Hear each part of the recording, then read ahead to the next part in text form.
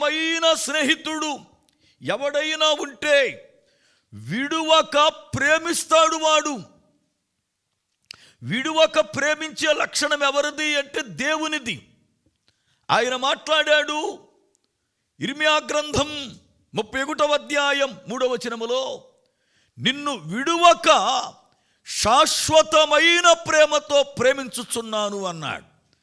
అనగా ఎలాంటి శ్రమలు కలిగినా, ఎలాంటి ఇబ్బందులు కలిగినా, ఎలాంటి ఆపదలు కలిగినా, ఎలాంటి పులారా గొడవలు జరిగినా విడువక ప్రేమించేవాడు నిజమైన స్నేహితుడు.